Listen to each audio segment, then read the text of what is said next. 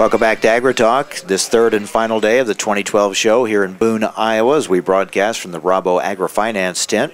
And our final visit for this show with Matt Jungmann, National Events Manager for Farm Progress. And always you can see the weight of the world starting to lift off his shoulders, although it's really gone pretty well. It has. You know, there's always little issues, and Tuesday's always tough because, you know, you're here for 3 days every 2 years, and so getting everything ramped back up and getting everything running like it needs to.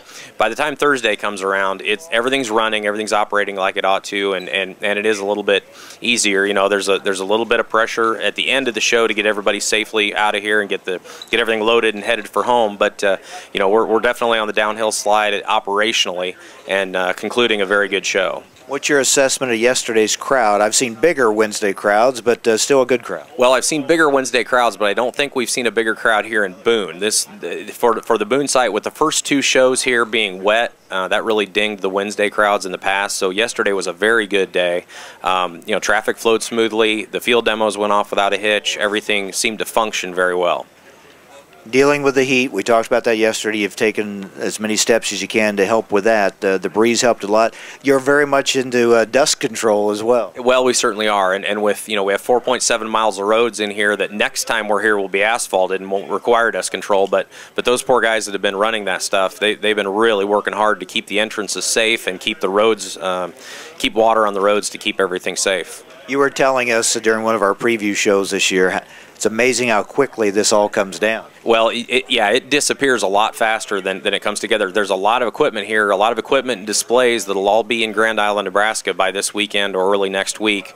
And then from there, it immediately gets torn down and heads for London, Ohio for Farm Science Review. So it's all, there's a destination for all this stuff, and it'll get out of here in a hurry. And of course, each year more stays on these grounds, more permanent structures. Well, more permanent structures and more improvements are done every year. You know, I think we had 4 or 5 new permanent buildings go up, and that's, you know, that's just good for the infrastructure of the facility.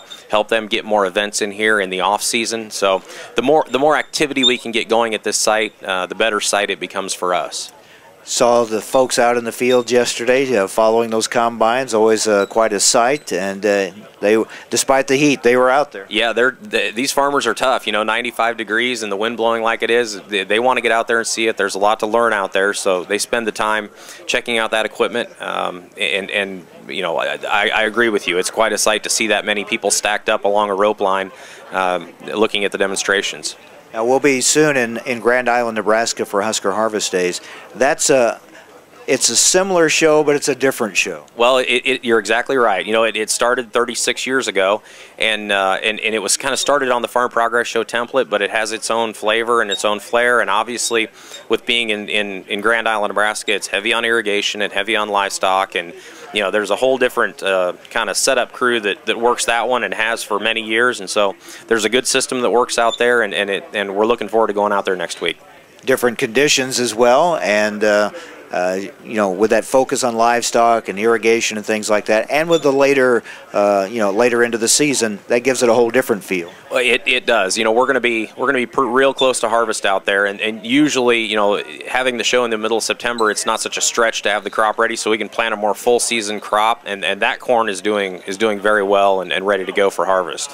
When do you probably are in some ways, but when will you really put your focus on Decatur next year? Well, there's about a 2-month period here where you're cleaning up Farm Progress Show. There's a lot of bills to pay, and there's a lot of, you know, just finalizing everything, getting reports done, and that kind of thing.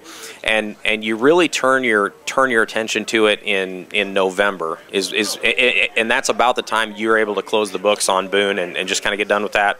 And then it's pretty well full steam ahead for Decatur. And again, that clock has changed somewhat with the permanent sites. A lot different than it used to be when you were, you know, moving to different places and starting over every time. It most certainly was. You know, the thing that